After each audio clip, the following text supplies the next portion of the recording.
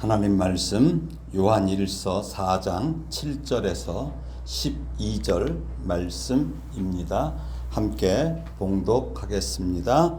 사랑하는 자들아, 우리가 서로 사랑하자. 사랑은 하나님께 속한 것이니 사랑하는 자마다 하나님으로부터 나서 하나님을 알고 사랑하지 아니하는 자는 하나님을 알지 못하나니 이는 하나님은 사랑이심이라. 하나님의 사랑이 우리에게 이렇게 나타난 바 되었으니 하나님의 자기의 독생자를 세상에 보내심은 그로 말미암아 우리를 살리려 하심이라. 사랑은 여기 있으니 우리가 하나님을 사랑한 것이 아니요 하나님이 우리를 사랑하사 우리 죄를 속하기 위하여 화목 제물로 그 아들을 보내셨음이라. 사랑하는 자들아, 하나님이 이같이 우리를 사랑하셨은즉 우리도 서로 사랑하는 것이 마땅하도다. 어느 때나 하나님을 본 사람이 없으되 만일 우리가 서로 사랑하면 하나님이 우리 안에 거하시고 그의 사랑이 우리 안에 온전히 이루어지느니라.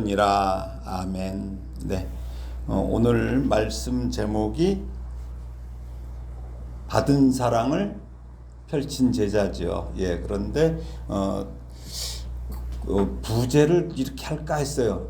요한은 무슨 생각을 하였을까라는 그런 생각을 많이 하면서 오늘 말씀을 준비했습니다. 그래서 제가 거의 예화를 안 드는데 오늘은 예화라기보다 러시아의 대문호 톨스토이의 그 단편 소설 사람은 무엇으로 사는가의 그 내용을 간략하게 제가 말씀드리려고 그래요. 그 가난한 구두장이 시몬이라는 사람이 있어요. 근데 이 사람이 이제 길가에 알몸으로 쓰러진 그 의문의 남자를 집으로 데려오죠. 근데 그 남자의 이름은 미하일입니다. 미하일. 시몬은 그 사람에게 동정을 베푸는 게 처음에는 꺼림칙해요. 이 당시에 뭐 러시아의 그 상황은 엄청 안 좋았을 때죠. 예. 그래서 꺼림칙해서 그 외면했는데 마음을 바꾸죠. 마음을 바꾸어서 그 사람을 도와주기 위해서 발길을 돌려서 집으로 데려와요. 근데 집이 워낙 가난하다 보니까 가뜩이나 힘든데 시몬의 아내가 어떻겠어요? 어려운 형편에 또 낯선 남자 하나, 알몸의 남자를 데리고 오니 어때요? 이제 옷을 이제 시몬이 추운데 자기 옷을 입혀갖고 데리고 왔겠죠? 남편에게 한바탕 욕설을 퍼부어요. 막 욕설을 퍼부으면서도 그 남자에게 식사를 권해요. 남자에게 식사를 권하는데 그가 접시에 놓인 빵을 막 허겁지겁 먹는 것을 보고서는 아주 그 동정하는 눈빛으로 그 여인이 남편한테는 막 그렇게 욕을 퍼부었던 사람이 동정하는 눈빛 그 표정으로 드러나요. 그러니까 그 남자는 그 시몬의 아내의 그 표정을 보고서는 아주 바로 짧은 미소를 지었어요. 미소를 미소를 몇 번 짓나 잘 들어보세요. 미소를 지금 한 번 지었죠. 예. 이후 미하일은 시몬의 집에서 살면서 구두를 만드는데 솜씨가 얼마나 뛰어난지 몰라. 금방 배워서.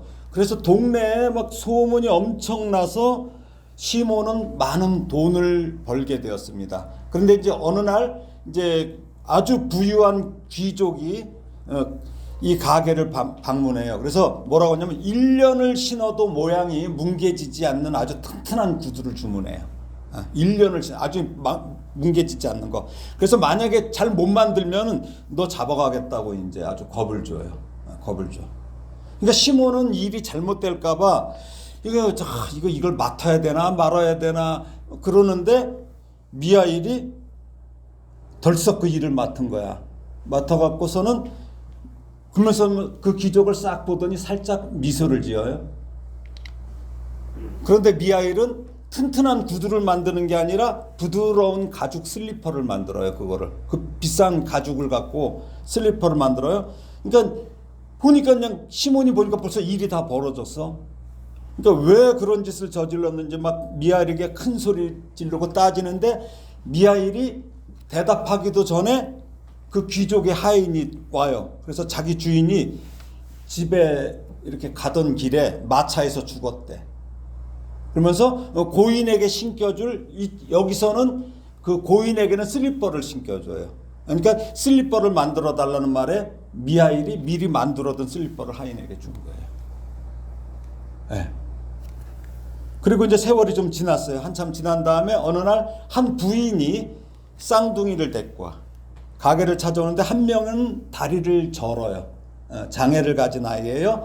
그래서 한쪽을 절기 때문에 세 개의 신발을 만들어 달래. 하나는 온전 안에는 두 짝을 다 신을 수 있지만, 그래서 시몬은 이제 뭐 얘기를 하다 보니까 부인에게 왜 소녀의 발이 장애를 입었는지 물으니까 부인이 얘기하기를 자신은 그때 태어난 지 8주 된 아들이 있었대.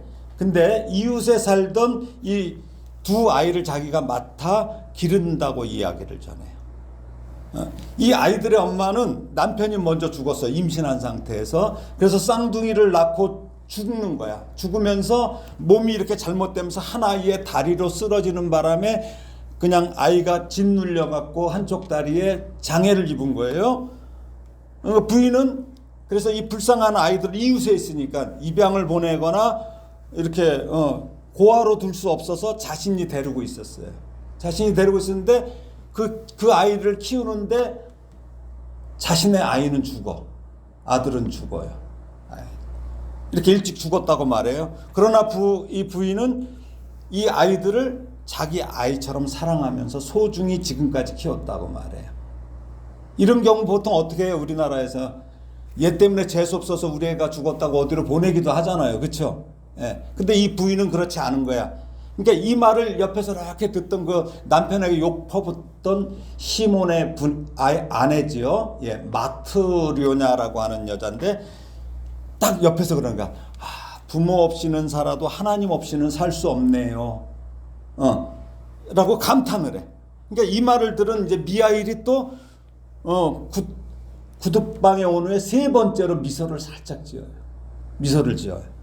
그러니까 부인과 두 아들이 돌아간 후에 미하일이 그때서 시몬에게 다가가서 하나님께서 마침내 자신을 용서하셨다면서 작별을 고해요. 저는 이제 가야 됩니다. 그 순간 방안이 환해지면서 미하일이 뭐예요? 영어로 미카엘. 뭡니까? 미카엘. 천사죠? 예, 천사. 그러니까 러시아식 발음이죠. 천사가 싹 변하는 거예요. 예, 그 모습을 본 시몬은 두려우면서도 자네가 우리 집에 왔을 때 3번 웃었다 너. 왜 웃었는지 하나님이 왜 자네에게 벌을 주셨는지 말해달라고 얘기해요. 그러니까 미하일이 6년 전 얘기를 하는 거야. 그러니까 여기 이 집에 온 지 벌써 6년이 됐어요. 6년 전에 하나님께서 남편이 먼저 죽고 홀로 쌍둥이를 낳은 그 어머니의 영혼을 데려오라고 그런 거야. 거두어서 하늘로 데려오라고 명령하셨는데 아이 엄마가 뭐라고 했냐면 자기가 죽으면 아무도 없는 이 아이들이 죽게 될 거라면서 막 애원한 거야. 자기를 살려달라고 애원하니까 미하일이 마음이 약해져 갖고 하나님의 명령을 지킬 수 없었던 거예요. 그래서 하나님의 명령을 지킬 수 없어서 벌을 받고서 밑으로 내려오는 거야. 그러니까 하나님께서는 미하일에게 3가지를 말씀하신 거예요. 사람의 마음 속에는 무엇이 있는가 알아보고 와라. 2번째, 사람에게는 자기 미래를 내다보는 지혜가 있는가. 3번째는 사람은 무엇으로 사는가. 이 3가지의 질문에 답을 찾을 때까지 사람들에게 가 있으라고 명령하신 거예요. 예. 그렇게 세상에 내려온 미하일은 알몸으로 차가운 길바닥에서 웅크리고 있던 자신을 시몬과 마트료냐 부부가 대접하는 것을 보고 사람의 마음속에는 하나님의 사랑이 있다는 것을 깨달았어요. 막 욕을 하고 그럴지언정 그 안에 그게 있다는 거죠. 또 귀족이 1년을 신어도 멀쩡한 구두를 주문했지만 그가 곧 죽을 것을 미하일 자신은 알고 있잖아요. 그러니까 구두 대신 슬리퍼를 만들었어요. 근데 옆에 있는 시몬이나 그 귀족은 어때요? 자기 미래를 보는 지혜가 없구나. 이걸 깨달은 거야. 그 다음에 엄마 잃은 아이들을 사랑으로 키우는 그 부인을 보고서 사람은 하나님 사랑으로 산다는 사실을 이걸 이제 알았다는 말을 한 후에 미하일이 이제 하늘로 돌아가는 것으로 이 짧은 단편이 끝나요. 이 소설이 끝나는 겁니다. 예, 그런데 이 톨스토이의 이 작품은 오늘 읽은 우리 성경 본문에서 주제를 가져온 거예요. 네. 우리 오늘 본문을 보면 인간에게 가장 필요한 것은 서로 사랑하는 것이라고 말씀하죠. 서로 사랑하는 것이라고. 근데 그 사랑은 어디에 속해 있어요? 하나님께 속한 것이라고 말하는데 이것이 사실은 성경 전체에 흐르는 복음이에요. 그러니까 성경 전체는 사랑에 대한 복음이에요. 사랑에 대한 복음이에요. 그래서 우리가 많은 이단들이 요한계시록을 갖고 막 겁을 주고 사람들 빠뜨리는데 요한계시록도 뭐예요? 사랑의 편지예요. 사랑의 편지예요. 그렇지만 지난 시간에 살펴본 것처럼 사도 요한은 예수님께서 보아너게라는 별명을 붙여주실 정도로 불같은 성격과 폐쇄적 또 독점의식의 명예욕까지 충만했던 사람이에요. 그런 요한을 주님은 베드로를 그때 꾸짖으셨잖아요. 그렇게 사탄아 내 뒤로 물러가라고 이렇게 꾸짖으신 것처럼 그렇게 막 꾸짖은 일도 있었어요. 그럼에도 불구하고 주님은 사랑하셨어요. 요한을. 그렇게 주님의 특별한 사랑을 받으며 주님과 함께 천국 복음을 전하는 현장을 누볐던 요한은 주님께 특별한 부탁을 받게 되죠. 요한만이 특별한 부탁을 받게 돼요. 바로 무엇입니까? 주님의 육신의 어머니 마리아를 모셔줄 것을 부탁하시죠. 주님께서. 요한은 당시의 상황을 자신의 복음서에서 이렇게 기록합니다. 요한복음 19장 23절에서 27절이에요. 한번 읽어보겠습니다. 요한복음 19장 23절에서 27절입니다. 시작. 군인들이 예수를 십자가에 못 박고 그의 옷을 취하여 네 기세에 나눠 각각 한 기씩 얻고 속옷도 취하니 이 속옷은 호지 아니하고 위에서부터 통으로 짠 것이라 군인들이 서로 말하되 이것을 찢지 말고 누가 얻나 제비 뽑자 하니 이는 성경이 그들이 내 옷을 나누고 내 옷을 제비 뽑나이다 한 것을 응하게 하려 함이러라. 군인들이 이런 일을 하고 예수의 십자가 곁에는 그 어머니와 이모와 글로바의 아내 마리아와 막달라 마리아가 섰는지라. 예수께서 자기의 어머니와 사랑하는 하시는 제자가 곁에 서 있는 것을 보시고 자기 어머니께 말씀하시되 여자여 보소서 아들이니이다 하시고 또 그 제자에게 이르시되 보라 네 어머니라 하신데 그때부터 그 제자가 자기 집에 모시니라. 특별한 부탁이에요. 자기 어머니를 예수님께서 모셔달라고 부탁을 해요.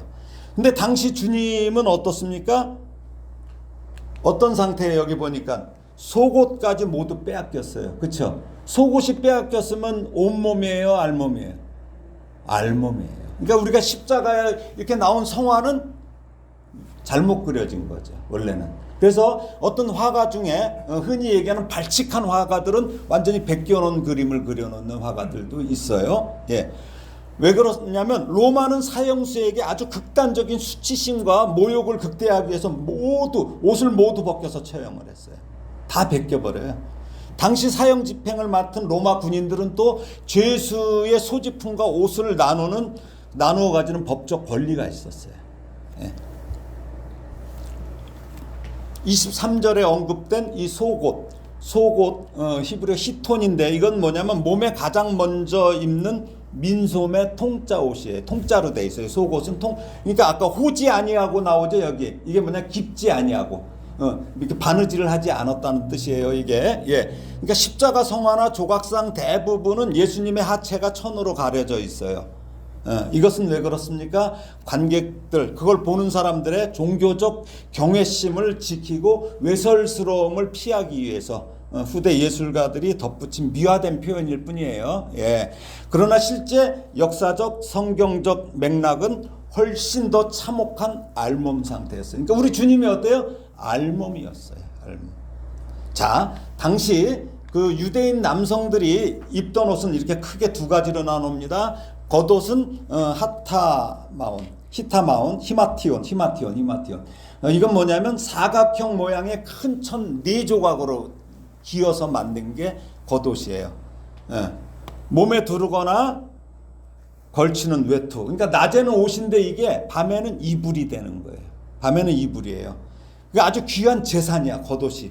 유대인 남자들에게는. 그리고 속옷은 히토는 맨살 위에 가장 먼저 입는 오늘날의 뭐 원피스, 긴 티셔츠 형태 뭐 이런 거죠. 그러니까 그냥 가볍게 입는 거예요. 근데 성경은 예수님의 속옷이 호지 아니하고 바느질하지 않았다는 뜻이야 이 말이요. 바느질하지 않고 위에서부터 통으로 짠 것이라고 23절에 아까 기록해 있죠. 예. 그런데 예수님이 옷을 빼앗기신 사건은 어떻습니까? 우연이 아니에요. 우연이 아니에요. 예수님은 이걸 미리 알고 계셨어요. 그래서 뭐라고 합니까? 시편에 보면은 시편 22편 18절에 보면 내 겉옷을 나누며 속옷을 제비 뽑나이다. 시편 22편에 이렇게 나와 있으니까 그러니까 예수님 계시기 1000년 전에 이미 기록된 메시아 예언의 정확한 성취가 이루어진 거죠. 네. 그러면 요한이 그 정도로 막 이게 저기 했을까요? 요한이 기록했는데 성경을 온전히 다 알았을까요? 그 구약을 다? 시편을 다? 아니에요. 그러니까 성령의 감동에 의해서 쓰고 그런 거야. 그 당시 상황을. 예. 그러니까 로마 군인들이 자기들이 하던 대로 이것을 찢지 말고 누가 얻나 제비 뽑자. 속옷을. 예. 말한 대로 주님의 겉옷을 찢어서 나누어요. 그리고 찢을 수 있었던 겉옷은 찢어서 나누고 통으로 짜서 찢으면 못 쓰게 되는 속옷은 제비를 뽑는 거죠. 제비를 뽑음으로써 구약의 예언이 문자 그대로 완벽하게 이루어졌음을 요한복음이 증거하고 있는 거예요.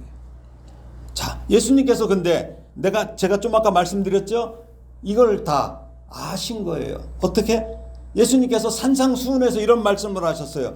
마태복음 5장 38절에서 44절에 한번 읽어볼까요? 또 눈은 눈으로 이는 이로 갚으라 하였다는 것을 너희가 들었으나 나는 너희에게 이르노니 악한 자를 대적하지 말라. 누구든지 내 오른편 뺨을 치거든 왼편도 돌려대며 또 너를 고발하여 속옷을 가지고자 하는 자에게 겉옷까지도 가지게 하며 또 누구든지 너로 억지로 오리를 가게 하거든 그 사람과 심리를 동행하고 네게 구하는 자에게 주며 네게 구고자 하는 자에게 거절하지 말라. 또 네 이웃을 사랑하고 네 원수를 미워하라 하였다는 것을 너희가 들었으나 나는 너희에게 이르노니 너희 원수를 사랑하여 너희 박해하는 자를 위하여 기도하라. 예, 여기 쭉 나오죠? 쭉 나와요. 오른쪽 뺨을 맞으면 왼편 뺨 맞아봤어요? 불이 못됐구만. 때리기만 하고. 저는 군대에서 많이 맞아봤어요. 군대에서. 정신 못 차려요. 네. 근데 왼편을 때려요. 왼편을. 기절할 정도로 맞아요. 힘 있는 사람이 때리면은. 그 다음에 여기서 유대인들이 뺨을 때리라는 것은 우리는 이거로 때리죠. 유대인들은 모욕의 의미로 손등으로 치는 거예요. 손등으로 쳐요. 자, 그런데 또 산상수훈하고 비슷한 게 누가복음에는 평지수훈이라고 있어요. 누가가 전한 평지수훈에서는 이렇게 나와요. 네 겉옷을 빼앗는 자에게는 속옷도 거절하지 말라. 예수님께서 말씀하셨어요. 이 말씀의 의미를 잠시 설명해 드리겠습니다. 유대인에게 겉옷은 낮에는 옷이고 밤에는 이불이 되는 중요한 재산이라고 좀 아까 말씀드렸어요. 그런데 율법 출애굽기에서 보면은 가난한 자의 겉옷을 담보로 잡으면은 해가 지기 전에 돌려주라고 할 만큼 이건 생존과 직결된 옷이야. 예, 그러니까 율법에 어긋나는 거야. 그러니까 겉옷은 담보를 잡을 수가 없는 거죠. 어차피 해가 지면 줘야 되니까. 예? 이 정도로 생존과 직결된 문제야. 그러므로 네 겉옷을 빼앗는 자에게 속옷도 거절하지 말라는 이 예수님의 말씀은 자신의 생존권이자 또 율법적인 권리죠. 예, 권리인 겉옷을 부당하게 빼앗기더라도 그것을 되찾으려 싸우지 말고 가장 원초적인 옷, 속옷까지 내어주라는 뜻이에요. 이게 말이 돼요? 근데 주님께서 그렇게 하라고 그러신 거예요. 즉 자신의 권리와 소유를 완전히 포기하고 극한 수치를 당하면서까지 원수에게 자비를 베푸는 사랑을 하라는 말씀이에요. 이 말씀. 어렵죠? 어렵죠? 예수님이 이 말씀을 하신 궁극적인 목적은 이 세상의 악순환을 끊기 위함이에요. 폭력으로 부당함을 똑같은 분노로 갚으면 세상의 죄악은 끝나요? 안 끝나요. 근데 쉽게 모세 그 율법에 나오죠. 눈은 눈으로 이는 이로. 아까 예수님께서 산상보 그때는 그게 맞았어요. 왜 그랬을까요? 눈 하나 뽑히면 눈 하나 뽑으라고 그랬어요. 왜 그랬어요? 인간이 너무 악하기 때문에 눈 하나 뽑히면 죽여버리거든. 아니 모욕적인 소리만 들어도 사람을 죽이는 게 우리의 죄성이에요. 그러니까 그냥 너 눈 하나 뽑혔어. 제 눈 하나 뽑는 거로 끝내가 그 말이에요. 그 말. 그 정도로 우리가 악하다는 거예요. 예? 근데 예수님께서는 그것도 안 된다는 얘기야. 왜? 부당함을 똑같은 분노로 갚으면 세상의 죄악은 끝날 수가 없기 때문이에요. 인간의 역사가 이를 증명하잖아요. 눈은 눈으로 이는 이로 갚으라는 이 보복의 악순환이란 이 사슬을 끊는 방법은 무엇입니까? 자신의 권리를 포기하고 부끄러움까지 수용하는 희생으로 원수를 부끄럽게 만드는 거예요. 그러니까 내가 부끄러움을 당함으로 원수가 부끄러워지는 거예요. 오히려 원수가 부끄러워지는 거야. 내가 얻어맞으면 처음에는 잘했다고 하지만 그 사람 곰곰이 생각, 쟤 왜 그러지? 여기까지 가라는 거죠. 왜? 모두가 그러지는 않지만 그 중에서 그걸 생각하고 제가 예수를 믿는구나 하고서 그 중에 한 영혼이라도 돌아올 수도 있고 어떤 그런 여지를 주자는 거예요. 그러니까 어떻습니까? 하나님 나라의 새로운 삶의 방식을 제시하신 거예요, 주님께서. 예. 그리고 예수님 어때요? 십자가 위에서 이걸 실천하셨어요. 네 겉옷을 빼앗는 자에게 속옷도 거절하지 말라는 당신의 말씀대로. 그때 어때요? 주님의 권리가 어때요? 내가 12군단도 더 되는 천사를 동원하실 수 있는 권리가 있잖아요. 능력이 있잖아요. 그걸 포기하셔요. 포기하시고 속옷까지도 내어주시는 그런 극한의 수치를 당하면서까지 너희 원수를 사랑하라고 말씀하신 선언을 죽음의 자리에서 삶의 행동으로 보여주신 거죠. 그러니까 제가 지난주에도 말씀드렸어요. 설교가 뭡니까? 앞에서 설교하고 끝나고 나가서 설교한 대로 살지 않으면 그 설교 아니라고 그랬죠. 주님께서 산상수훈이고 뭐고 다 말씀 잘하셨어요. 근데 마지막 순간에 이런 도전을 받았네. 그렇게 사나 안 되나? 근데 그렇게 증명이 되잖아요. 말씀하신 대로.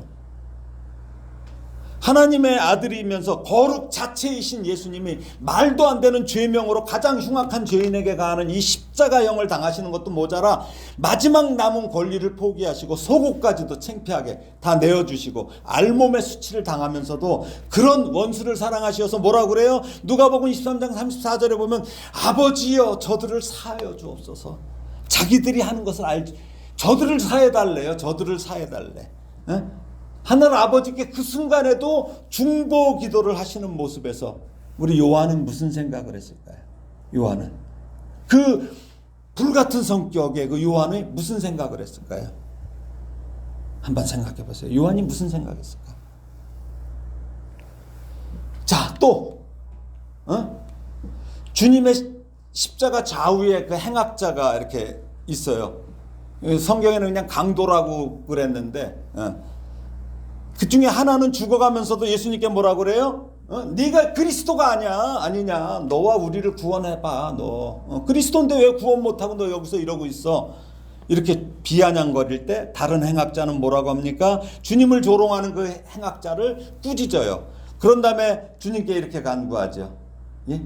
이르되 예수여 당신의 나라에 임하실 때 나를 기억하소서 하니 예수께서 이르시되 내가 진실로 네게 이르노니 오늘 네가 나와 함께 낙원에 있으리라 하시니라.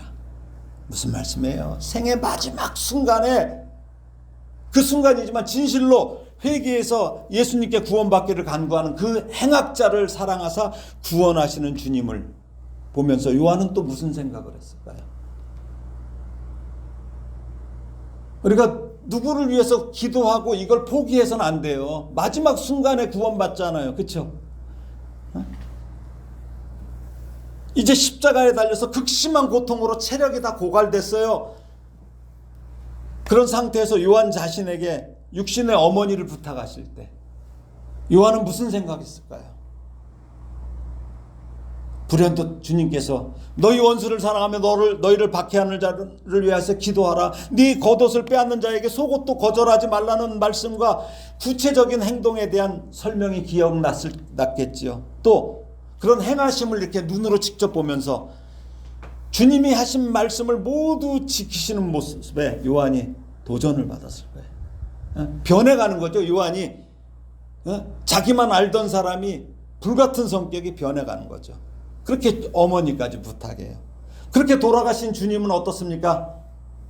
당신의 말씀대로 안식 후 첫날 3일째 되는 날 요건 나중에 이제 한번 기회 있을 때 될 거예요. 우리가 생각하는 3일하고 유대인의 3일의 개념이 달라요. 예, 그래서 3일 만에예요. 3일 만에 부활하신 거예요. 예, 부활하셨어요. 그런데 예수님의 무덤이 비었다는 소식을 막달라 마리아에게 들은 요한이 베드로랑 같이 가는데 더 빨리 뛰어가. 체력이 더 좋았는지 빠르게 무덤으로 달려가서 빈 무덤을 확인하면서, 또 요한은 무슨 생각했을까요? 요한은 그 빈 무덤 확인하면서 한번 읽어볼까요? 요한복음 20장 19절에서 23절입니다. 시작. 이날 곧 안식 후 첫날 저녁 때에 제자들이 유대인들을 두려워하여 모인 곳에 문들을 닫았더니 예수께서 오사 가운데 서서 이르시되 너희에게 평강이 있을지어다. 이 말씀을 하시고 손과 옆구리를 보이시니 제자들이 주를 보고 기뻐하더라. 예수께서 또 이르시되 너희에게 평강이 있을지어다. 아버지께서 나를 보내신 것 같이 나도 너희를 보내노라. 이 말씀을 하시고 그들을 향하사 숨을 내쉬며 이르시되 성령을 받으라. 너희가 누구의 죄든지 사하면 사하여질 것이요 누구의 죄든지 그대로 두면 그대로 있으리라 하시니라. 아마도 요한은 이 두려움에서 확신으로 바뀌는 이 압도적인 감정과 영적 이 깨달음을 느꼈을 거예요. 이들이 얼마나 두려우면 주님께서 좀 아까 읽은 본문에서 어때요? 2번이나 너희에게 평강이 있을지어다. 샬롬이죠, 샬롬. 자, 첫 번째 뭡니까? 내가 무덤에서 보았던 세마포의 의미가, 그 세마포가 놓여 있었잖아요. 주님은 안 보이고. 아, 이것이었구나 라고 생각하면서 무덤을 보고도 부활을 완벽하게 이해를 하지 못하죠. 예, 그렇게 못해서 두려워하면서 문을 닫고 있었어요, 이들이. 그렇죠? 예, 근데 눈앞에 살아계신 예수님을 직접 마주하면서 이 부활의 실체를 확실하게 깨달았을 거예요. 아, 이게 부활이구나. 두 번째는 창에 찔리셨던 그 옆구리가 맞구나. 부활하신 주님 그 몸이 그대로잖아요. 그렇죠? 찔린 몸 그대로. 이 생각했을 거야. 요한은 제자들 중에 유일하게 예수님의 십자가 처형 현장을 끝까지 지켰어요. 다 도망갔는데 요한은 그래도 다시 왔어요. 그렇죠? 지켰어요. 지켰고 로마 군인이 주님의 옆구리를 창으로 찌르는 모습을 직접 보고 못 박는 것도 다 봤단 말이에요. 직접 본 사람이에요. 그래서 요한은 제자들 가운데 유일한 목격자지요. 그걸 봤으니까 증언을 이렇게 요한복음 복음서에 기록할 수 있었죠. 주님의 손과 옆구리의 상처를 보여주셨을 때 요한은 눈앞의 존재가 어떤 환영, 어떤 뭐 이렇게 환영이 아니야, 실제 예수님임을 가장 먼저 확실하게 알아보고 깊은 슬픔에서 이 안도의 큰 이 기쁨으로 전환됐을 거예요. 자, 세 번째는 뭐예요? 우리에게 보복하지 않으시고 정말 평강을 주시는 거예요. 다 도망갔잖아, 이 싸가지 없는 놈들이. 그쵸? 얼마나 아니 3년 동안 그렇게 하고 그 전날도 뭐 저기 하면서 그랬는데 다 도망갔잖아, 다. 근데 주님이 보복하지 않으셔. 이들에게 예수님이 잡히실 때 다 도망갔어요. 지금도 유대인들이 무서워서 또 문까지 걸어 잠그고 있어요. 이게 3년 동안 가르친 제자들 맞아? 예? 그러나 주님은 책망 대신에 너희에게 평강이 있을지어다 라고 하면 평안을 빌어주시는 말씀에서 이 조건 없는 용서에는 조건이 있으면 안 돼요. 조건 없는 용서와 사랑의 깊이를 느꼈을 거예요. 자, 그러면서 주님께서 뭐라고 그래요? 자, 네 번째는 무슨 생각? 이제 우리가 예수님의 대리자로서 세상을 향해 나아가야 하는구나, 이 생각했을 거예요. 주님이 숨을 내쉬며 성령을 받으라, 나도 너희를 보내노라 라고 말씀하셨을 때 이제 자신들은 어떻습니까? 실패한 도망자가 아니야. 예수 그리스도의 생명으로 새로운 피조물로서 예수님의 권세를 유인받은 사도로 재창조되고 있음을 느꼈을 거예요. 그렇습니다. 요한은 이 부활하신 주님의 숨결은 단순한 위로가 아니라 그것은 자신들의 신분과 사명이 이제 하늘의 권세로 완전히 재정립되고 있다는 것을 깨달은 거죠. 예. 그런데 꼭 어디 가면 꼭 하나 또 이상한 사람들 하나 있어요. 이상한 놈들 하나 있어. 그 현장에 없었던 도마가 도마가 어디 갔었어요? 칼질하러 갔어서 칼도마. 도마가 주님의 부활을 의심해. 그래갖고 뭐라 그래? 자신은 뭐라 그래요? 내가 그의 손에 못자국을 보면 내 손가락으로 그 못자국에 넣으며 내 손을 그 옆구리에 넣어보지 않고는 믿지 아니하겠노라. 이런 그리스도인들 많지요? 많아요 지금도. 칼질이나 할 놈들 많어.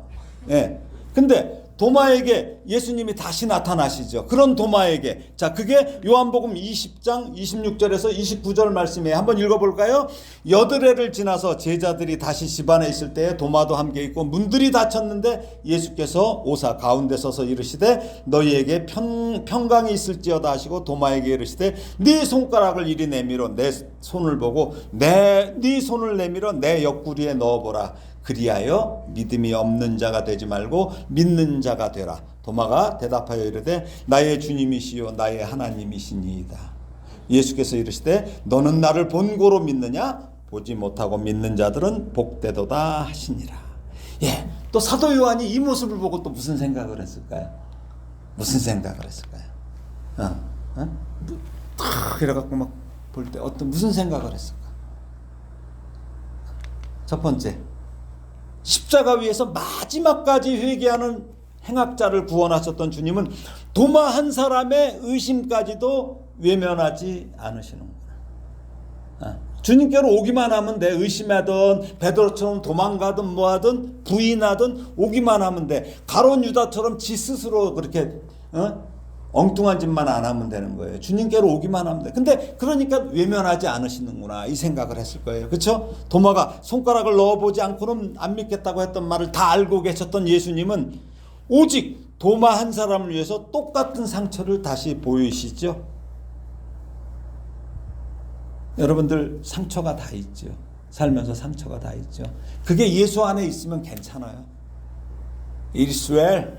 괜찮아. 그냥 두려워하지 마세요. 상처 누구한테 감추지 마세요. 나 예수 안에 있어서 그걸 감추지 마세요. 우리 주님처럼 보여주세요. 이 다 보여줬을 때 주님은 주님이 그 제자들의 그 약함과 의심을 꾸짖으시는 분이 아니야. 친히 찾아오셔서 사랑과 인내로 이렇게 그들에게 다가오시는 목자이심을 요한은 다시 확인했을 거예요. 그렇죠? 두 번째 또 어떨까요? 도마가 뭐라 그래? 나의 주님이시요 나의 하나님이시다 이시니이다. 이라는 도마의 고백은 우리 모두 고백해야 할 부활의 가장 위대한 신앙 고백이죠. 나의 주님이시요 나의 하나님이시다. 후에 요한은 뭐라 그래요? 요한복음서 1장 1절이 뭐야? 태초에 말씀이 있었으니 그래갖고 나중에 뭐야? 이 말씀은 곧 누구? 하나님이시니. 이렇게 시작한 요한복음서 1장 1절의 선언이 바로 의심 많던 도마의 입을 통해서 완벽하게 증명되고 이루어지는 그 감격을 느꼈을 것 같아요. 자, 세 번째는 뭘까? 보지 못하고 믿는 자들은 복되도다라는 이 주님의 말씀. 이제 예수를 눈으로 보지 못하고 믿어야 할 세대가 우리야. 여러분들 봤어요? 예수님 살아난 거? 이 말씀이야. 보지 못하고 믿는 자들은 복되도다. 이 주님의 말씀을 우리 세대 이 기록이 등불이 되기를, 자기가 그렇게 이제 나중에 기록되는 게 등불이 되기를 소망했을 것입니다. 요한은 내가 직접 보고 만졌던 부활의 주님 복음서 기록을 통해서 만나는 그 후세에 그런 사람들이야말로 주님의 말씀하심으로 하신 것처럼 참으로 복된 주인공들이구나. 도마와 같이 의심하는 사람도 교회를 흔드는 것이 아니라 오히려 예수님의 부활이 육체적인 실제 사건이라는 것을 가장 확실하게 증명해주는 계기가 될 것이다 라고 생각했을 거예요. 그리고 또 요한은 또 이런 생각도 했을 거예요. 오순절날 성령을 받았어요. 요한도. 그럼 어떻게 변했을까요? 요한이 이제 어떻게 변했을까? 승천하신 그 우리 주님의 말씀대로 마가 요한의 어머니 그 마리아의 집 다락방에서 성령의 강한 그 임재 임하심을 경험한 요한을 비롯한 제자들은 이전의 삶이 아닌 새로운 삶을 살아갑니다. 누가 큰 자인가 막 다퉈 서로 나를 우편 좌편 좌의정 영의정만 앉혀달라고 하던 그 사람 모습에서 서로를 진실하게 사랑하는 모습, 박해가 두려워서 흩어졌던 도망자가 아니라 다른 이로서는 구원할 수 없다,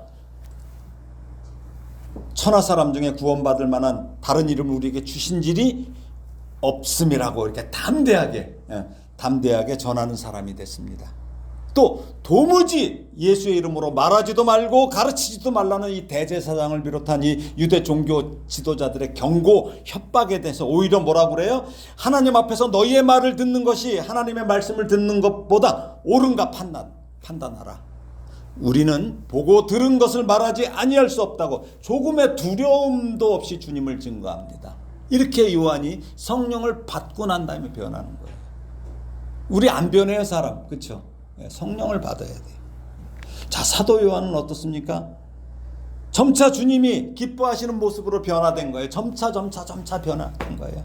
불같은 성격 때문에 예수님께 우레의 아들 보아노게라는 별명까지 얻었지만, 예수님의 그 십자가 처형 당시 제자들 중 유일하게 그 현장을 지키게 된 것은 예수님의 단호하시지만 결코 서두르지 않으시는 오래 참으시는 사랑의 결과였습니다. 주님은 십자가 위에서 요한에게 자신의 어머니 마리아를 부탁하셨고, 이 순간 요한은 자기 중심적인 야망을 버리고 우리 예수님처럼 단호하지만 서두르지 않으며 타인을 깊이 품는 사랑의 사도로 거듭나게 됩니다. 그래서 요한을 뭐라고 그래요? 사도 요한을 사랑의 사도라고 우리가 얘기해요. 이후 사도 요한은 사랑과 이 사랑의 실천과 말씀 전파에 인생을 걸어요. 온 인생을 걸어요. 초기에는 베드로와 함께 예루살렘 교회의 핵심 지도자로 활동합니다. 그리고 훗날 로마의 박해를 피해 소아시아의 중심지인 에베소로 이동합니다. 여기서 교회를 이끌어요. 그리고 요한복음과 요한 1, 2, 3서, 그렇죠? 요한서 1, 2, 3서. 그리고 또 반모섬에 유배됐을 때 뭘 써요? 요한계시록을 기록해요. 기록해서 초대교회 성도들을 위로하고 진리를 수호해요. 그리고 우리에게까지 이 말씀이 전해지게 합니다. 그리고 요한이 설교할 힘조차 없을 정도로 늙었을 때에는 부축을 받아서 모인 성도들에게 끊임없이 한 말이, 이게 전해지는 말이 뭐냐면 서로 사랑하십시오 이렇게 당부하면서 설교가 길지 않아요. 서로 사랑하십시오 하고 내려오는데, 그러니까 우리가 저처럼 실력 없는 목사는 설교가 길어요. 근데 그냥 서로 사랑하십시오 이거면 끝나는 거예요. 사실은요. 이거면 끝나는 거예요. 이걸 평생 사랑을 실천하는 삶을 사는 거예요. 말한 대로 사는 게 중요하죠. 그 교부 테르투아누스라는 사람의 기록에 의하면 요한은 로마로 끌려가서 펄펄 끓는 기름솥에 던져지는 형벌을 받았대요. 이건 이제 기록이에요. 전승인데, 근데 상처 하나 없이 살아남았다고 전해집니다. 그러자 로마 제국은 죽일 수가 없으니까 이제 에게 남부에 있는 요한이 갇힌 섬이 어디에? 파트모스. 이 반모섬으로 유배돼서 90세 전후의 초고령이에요. 이때가 한 85세에서 92세 정도로 이렇게 보는데, 이때 18개월 동안 거기가 엄청 거친 땅에 채석장에서 돌을 깨는 혹독한 중노동을 했어요. 그 나이에 중노동. 요한은 이 섬의 한 동굴에서 성령의 계시를 받아서 소아시아 7교회에 보낼 편지를 기록하죠. 이게 뭐예요? 계시록이죠. 그래서 주님의 사랑의 편지예요. 말씀을 정리합니다. 좀 아까도 말씀드렸죠. 사람은 고쳐 쓰는 거 아니다라는 말이 있어요. 그렇죠? 상대방의 단점이나 잘못된 행동, 어떤 거, 폭언, 또 바람기, 거짓말, 이기적인 태도, 뭐 이런 거를 행동을 인내하며 기다려도 결국 그 사람 같은 실수를 반복하게 된다는 이 많은 경험에서 비롯된 말이 사람은 고쳐 쓰는 거 아니다. 어때요, 여러분? 맞아요, 틀려요? 맞아요, 틀려요? 맞습니다. 사람은 고쳐 쓰는 거 아닙니다. 사람은 하나님의 사랑으로 변할 뿐이에요. 설교제가 초두에 톨스토이의 단편소설 사람은 무엇으로 사는가의 내용처럼 하나님의 사랑만이 우리를 고칠 수 있습니다. 마가도 그랬고 요한도 그렇고 베드로도 그렇습니다.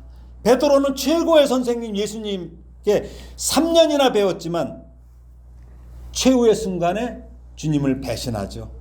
그 정도로 사람은 변하지 않습니다. 아니, 최고의 선생님한테 배웠어도, 예수님한테도 배웠어도, 그런데 우리가 교육하는 현장에서 아이들 너무 슬퍼하지 말라는 얘기죠, 선생님들. 예. 변하지 않아요.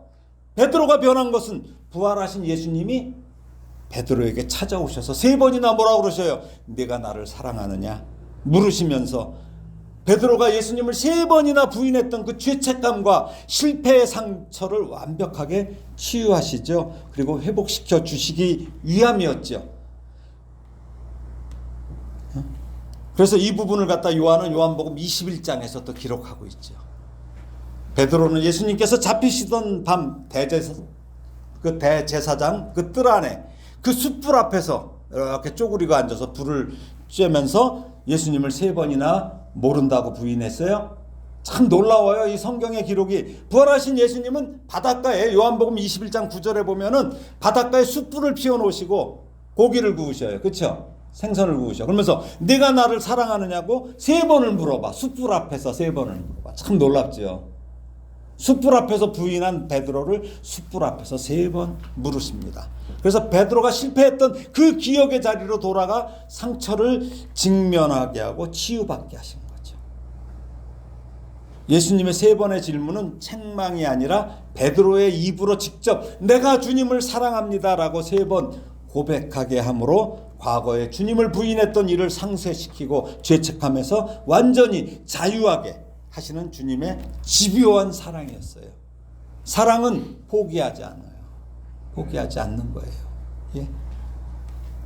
또 예수님은 네가 나를 사랑하느냐라고 물으신 후에 매번 뭐라고 그래요? 내 양을 먹이라. 내 어린 양을 먹이라. 내 양을 치라. 이 목회의 사명을 맡기신 거예요. 목회의 사명. 그렇습니다. 사도요 교회의 지도자가 될 베드로에게 요구된 자격은 뭐 대단한 능력이나 뭐 학벌이나 철저한 훈련이야. 어차피 어부였어. 뭐 알면 뭐해요. 정말 무식하죠. 예. 훈련이 아니에요. 오직 예수님을 향한 사랑 하나면 충분하다는 것을 말씀하신 거예요. 우리 마찬가지예요. 조건 필요 없어요. 예수님을 향한 사랑 하나면 충분합니다. 주님의 사랑을 받고 주님을 사랑하는 사람만이 주님의 양을 진정으로 돌볼 수 있기 때문입니다. 그래서 사도 요한은 자신의 복음서 끝부분에 예수님의 참사랑을, 이 참사랑의 이 아름다운 그림을 아주 막 쫙 펼쳐놓은 거야. 복음서. 요한복음서 20장 21장 보면 그냥 쫙 얼마나 그 장면이 아름다워. 막 저는 그 장면을 보면은 막 너무너무 아름다운 거야. 슬프도록 아름다운 거예요. 주님의 그 사랑. 그래서 요한은 줄곧 사랑에 대한 권면을 계속하고 있어요. 요한이 기록한 계시록에서 가장 중요한 부분을 저는 7년 대할람 전천 그게 아니에요. 저는 이것으로 봐요. 자, 계시록 3장 19절 20절입니다. 한번 읽어볼까요? 시작. 물은 내가 사랑하는 자를 책망하며 징계하노니 그러므로 네가 열심을 내라 회개하라. 볼지어다 내가 문 밖에 서서 두드리노니 누구든지 내 음성을 듣고 문을 열면 내가 그에게로 들어가 그와 더불어 먹고 그는 나와 더불어 먹으리라. 예, 신앙과 사랑의 행위가 미지근하여서 뜨겁지도 않고 차지도 않아 주님의 입에서 토하여 버리겠다고 경고하신, 이게 어디에다 하신 말씀이냐면 라오디게아 교회에 대한 주님의 사랑의 말씀이에요. 분명히 말씀하십니다. 하나님은 하나님의 백성이 아닌 사람은 내버려 둬요. 그 죄 가운데 빠져서 살게. 그러나 사랑하는 자에게는 반드시 책망과 징계가 있는 거죠. 주님은 그런 라오디게아 교회를 사랑하시기 때문에 책망하며 징계하신다고 분명히 말씀하십니다. 사도 요한은 이 부분을 기록하면서 과거 자신의 그 잘못된 열심, 이런 그 부끄러운 모습이 떠올랐을 거예요. 그런 자신을 책망하셨던 예수님의 마음으로 지금 물론 성령의 감동으로 쓰고 있지만 라오디게아 교회에 대한 편지를 이렇게 썼을 거예요. 책망을 받아도 주저앉아 있지 말고 다시 일어나 열심을 내고 회개한 요한 이 자신처럼, 자기 자신처럼 그 라오디게아 그 교회 그들도 그렇게 되기를 기도하며 썼을 거예요. 그리고 주님의 모습을 그리고 있습니다. 주님이 아까 뭐라 그랬어요? 내가 어디서 노크를 해요? 문 밖에 서서 두드리네. 주님께서 문 밖에 서서 노크는 하시지만 먼저 문을 열어 젖히지 않으시는 분이에요. 우리 집사님 아이 있잖아요. 지금 막 엄청 무서운 때잖아요, 애들. 문 노크해요, 안 해요? 제가요? 예. 노크해야 되죠. 예. 노크해야 돼요. 그거 왜 그래요? 아니 뭐 내 새끼인데 뭐 아니에요. 인격적으로 대하는 거잖아요. 주님께서 우리를 지금 그렇게 대하시는 거예요. 문 밖에 서서 노크하시는 거예요. 야 임마 이게 아니고 문 밖에 서서 노크하고 계세요. 열어 젖히지 않으시는 분이에요. 우리를 인격적으로 자녀로 또 친구로 대하신다는 거죠. 어떤 사람에게는 수십 년 동안 밖에서 서서 기다리고 계셔요. 무슨 뜻일까요? 예수님의 사랑은 오래 참으며 기다리시는 사랑, 오랜 시간을 견디는 사랑, long suffering. 고통이에요. 겉옷은 물론 속옷까지도 내어줄 수 있는 사랑. 그 사랑을, 그래서 저는 요한계시록의 핵심이 저는 여기라고 보고 있어요. 그래서 우리도 우리 주님의 이 사랑을 받았음을 확신한다면 바로 그런 사랑을, 롱 서퍼링이에요. 예, 말씀드리죠. 사랑은 고린도전서 13장 사랑은 오래 참고가 YLT 성경에서는 Love is long suffering으로 나와 있어요. 고통이에요, 고통. 그래서 저는 그걸 갖다 서퍼링, 고통의 반지를 끼는 거라고 말씀드리잖아요. 예, 이거 끼고 있는 거예요. 이거 끼고 있는 거예요. 그래서 저는 결혼식 주례할 일이 있든지 누구한테 결혼할 사람한테 꼭 얘기해요. 사랑은 롱 서퍼링을 끼는 거다. 이걸 끼는 거다. 이거 끼는 거다. 이거 벗어 던지면 안 된다. 반지 왜 끼어 반지? 돈 몇 푼 되지도 않는 거. 그거 비싸봐야 얼마야? 아니라는 거죠. 그래서 우리 주님처럼 겉옷은 물론 속옷까지도 내가 던질 수 있는, 던지는 게 아니라 줄 수 있는 그런 복된 사랑을 하는 그런 성도가 되기를 예수님의 이름으로 축원합니다. 기도하겠습니다. 하나님 아버지 은혜를 감사합니다. 이 세상의 사랑은 에너지가 약하기 때문에 온전한 사랑을 할 수도 없고 그나마 오래 지속할 수가 없습니다. 우리가 두 주에 걸쳐서 살펴본 사도 요한도 많은 문제점이 있었지만 주님의 사랑이 담긴 그 책망과 끝까지 사랑하심을 받고 성령 충만을 받은 후 완전히 새 사람으로 변하여 사랑의 사도가 됐습니다. 주님이 세상에 있는 자기 사람들을 사랑하시되 끝까지 사랑하시니라고 기록한 것처럼 자신도 끝까지 사랑하는 성도로 또 사랑하는 사도로 살았습니다. 그렇다면 우리도 그렇게 될 수 있다는 믿음으로 성령 충만, 사랑 충만을 주님 허락하여 주시어서 하나님의 자녀로 살아가도록 큰 은혜를 주시옵소서. 세상 많이 사랑하는 것보다 내 옆에 있는 가족부터, 내 옆에 있는 사람들부터, 내 이웃부터 사랑하는 데 먼저 도전하도록 주님 인도하여 주시옵소서. 그리하여서 그것이 점차 사랑의 근육이 쌓이게 하여 주시고 그 근육으로 주님을 전하게 하여 주시옵소서. 예수님의 이름으로 기도합니다. 아멘.